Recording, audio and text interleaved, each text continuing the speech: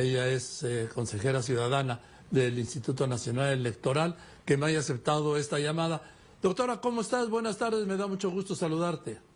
Hola, buenas tardes, un gusto saludarte y gracias por este espacio. A ver, estamos viviendo tiempos determinantes no solo para la democracia, sino para el INE. Hay una pugna por el INE, doctora. ¿Lo ven así ustedes desde dentro? ¿Lo ves tú desde dentro o estamos viendo mal desde fuera? Bueno, creo que en realidad pues es un momento en que se está juntando todo, ¿no? Esta reforma electoral, la aprobación del Plan B, que pues finalmente fue el día de ayer, estamos esperando su promulgación y publicación. Y al mismo tiempo, pues la renovación del máximo órgano de dirección del Consejo General del INE, de 4 de mis colegas, dejan el cargo el próximo 3 de abril y bueno, creo que esto evidentemente genera presiones que todo lo tengamos que hacer, digamos, en el mismo momento. Es decir, aplicar u operar una reforma, no sabemos qué vaya a resolver la Corte, no sabemos los tiempos, pero bueno, es cierto que 90 días antes del inicio del proceso electoral no puede haber cambios al marco jurídico, cambios sustanciales a las normas que rigen el proceso electoral. Y bueno, a la par, también mis colegas dejan el cargo el próximo 3 de abril y en ese sentido, pues también está en marcha esta convocatoria para renovar 4 consejerías, la presidencia y 3 consejerías de este Consejo General.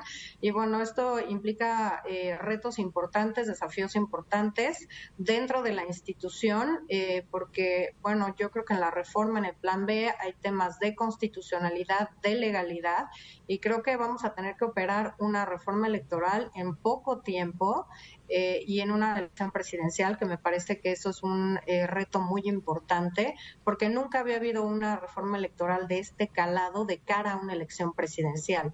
Todas habían sido de cara a elecciones intermedias, justamente porque eso da más certeza para aprobar las reglas y si hay que cambiar algo institucionalmente o en el Poder Legislativo se puede hacer con tiempo antes del inicio del proceso electoral presidencial.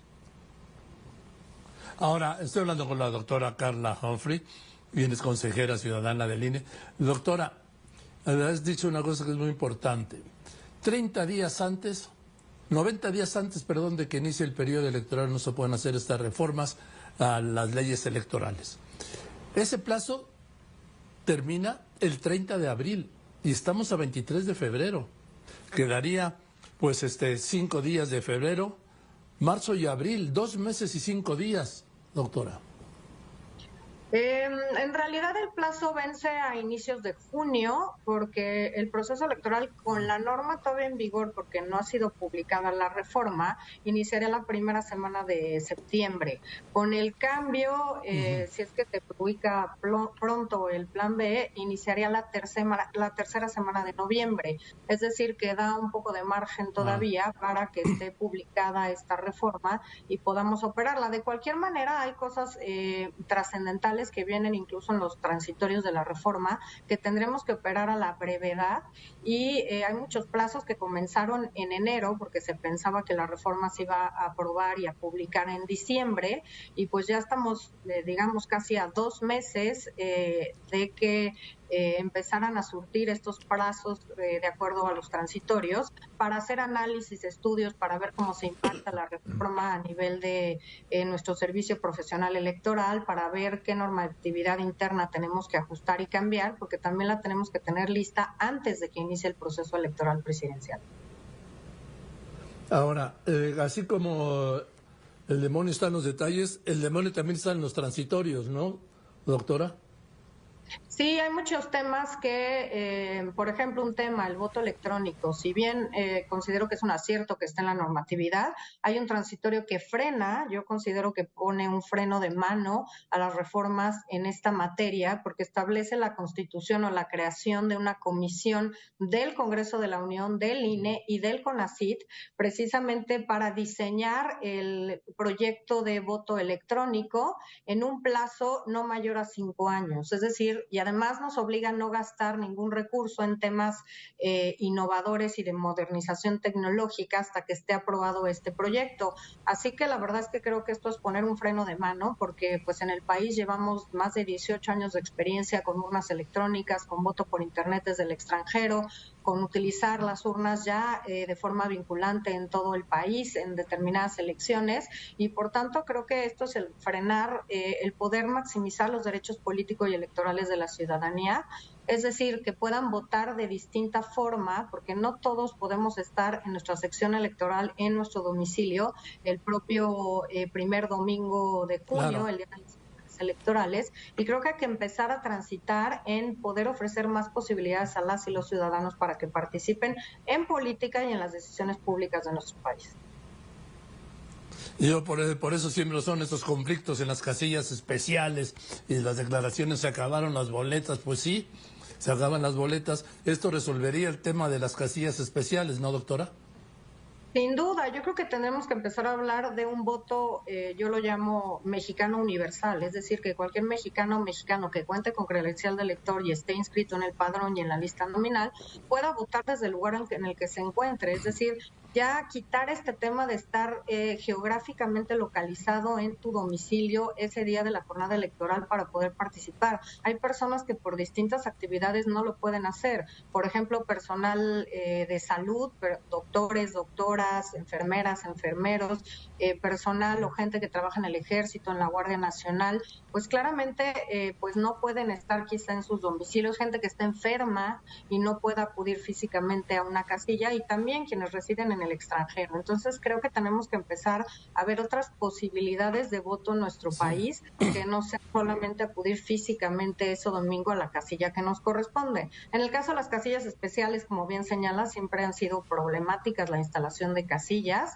y creo que utilizando estas herramientas tecnológicas también sería una buena noticia, porque entonces se podría también ampliar los lugares en donde puede votar la ciudadanía, por ejemplo, con centros de votación. Ahora, este proyecto, doctora Humphrey, estoy hablando con la consejera ciudadana del INE, la doctora Carla Humphrey, este proyecto pues ya no se puede hacer para el 24, ¿no? No da tiempo, ni tiempo legal, ni tiempo físico, digamos, y sobre todo con ese freno que has mencionado de este transitorio. Sí, desafortunadamente, y también el uso de tecnología implica que la gente confíe en la tecnología, confíe en cómo funcionan estos instrumentos de votación. Hemos utilizado urnas electrónicas en 3 procesos electorales, en 2020, 21 y 22. Sin embargo, creo que el instituto no ha impulsado de manera adecuada los temas tecnológicos. Podríamos haber utilizado más, pero creo que la buena noticia es que todavía en el Estado de México y en Coahuila vamos a utilizar urnas electrónicas. Estaremos mañana aprobando un proyecto de acuerdo que irá al Consejo General el lunes, justamente para aplicar urnas electrónicas en estas 2 elecciones, e incluso se podría estar hablando de que puedan utilizarse en centros penitenciarios, donde también habrá votación, y que las autoridades del Estado de México han permitido ya el uso de estos instrumentos para recoger la votación de las personas que se encuentren privadas de libertad. Bien, a ver, doctora, yo te llamo, doctora Carla Humphrey, yo te llamo básicamente para conocer todo esto, pero el Tribunal Electoral del Poder Judicial de la Federación ha llegado a un fallo que me parece que es fundamental. Que la próxima presidenta o quien dirija la máxima autoridad del Consejo del INE sea mujer. Es decir, que que el INE tendrá presidenta, no presidente, como ha sido, pues, casi históricamente, salvo una excepción, ¿sí? Al principio, cuando era el IFE. Ahora, cuando se conoce este fallo del Tribunal Electoral del Poder Judicial de la Federación, todos los ojos se voltearon a verte a ti, doctora Carla Humphrey. ¿Cómo lo ves? ¿Estás puesta? Sin duda me parece que es una muy buena noticia, una buena sentencia de la Sala Superior, que es congruente con el criterio que han seguido.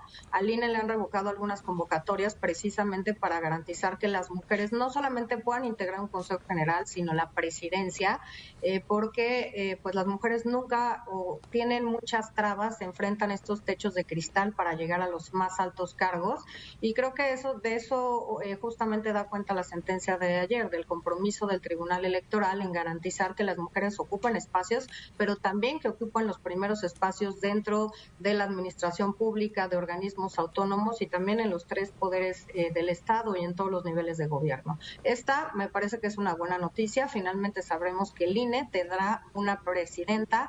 Te diría que la primera formalmente y electa por la Cámara de los Diputados y Diputadas. Las dos mujeres que presidieron de manera provisional, la doctora Marván y la doctora Macarita Elizondo, lo hicieron de manera provisional porque el INE no estaba conformado, digamos, completamente en esos periodos y se instauró por las y los consejeros una especie de rotación en la presidencia, pero que duraba muy poco tiempo, creo que era un mes, iban rotando los consejeros que quedaban en esta integración y por tanto, digamos que formalmente INE o IFE nunca ha sido presidido por una mujer, así que sin duda yo que además trabajo para garantizar también los derechos de las mujeres, los derechos políticos electorales de las mujeres y además sin que sufran violencia política en razón de género, no me queda más que pues decir que enhorabuena que tendremos ahora una primera presidenta del Instituto Nacional Electoral.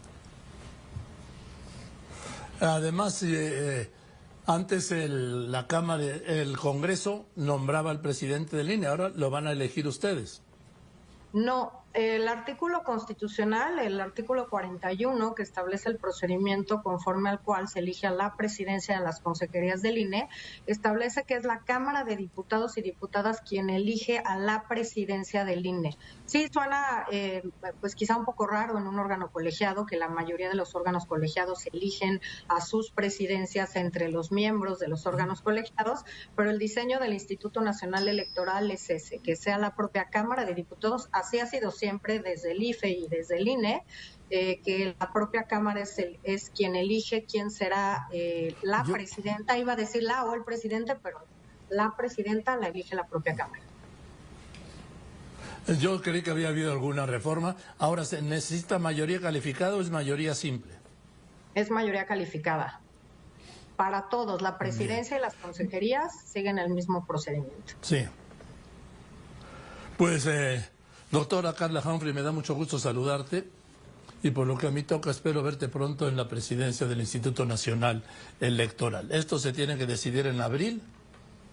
Sí, el 3 de abril porque ya está emitida la convocatoria y bueno, está previsto también en la Constitución que si llegan los plazos y no hay nombramiento, puede irse a insaculación en la Suprema Corte de Justicia de la Nación para no dejar el órgano, el Consejo General, incompleto y pues que puede alterar quizás su funcionamiento.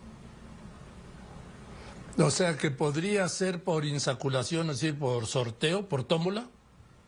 Sí, está previsto en la Constitución, tiene que haber una votación de mayoría calificada, si no se llega por consenso a esta votación, porque ningún partido político, ningún grupo parlamentario tiene esos votos, entonces en última instancia se prevé en la Constitución el sorteo, para que no vuelva a pasar lo que ya pasó en este IFE que comentábamos, que se quedó incompleto por un periodo largo de tiempo y garantizar entonces que pueda funcionar completamente el Consejo General de INE. Gracias, Carla, te mando un saludo y saludos igualmente en casa, que estés muy bien. Es un gusto saludarte y también saludo a tu auditorio. Muchas gracias. Muchas gracias. Es la doctora Carla Humphrey, quien es consejera del INE. Y ahí está el tema. Habrá una presidenta del INE y el Congreso tiene que elegir a otros 4 consejeros porque se van 4, entre ellos su presidente Lorenzo Córdoba. Te voy a unos anuncios de volada, así después de los anuncios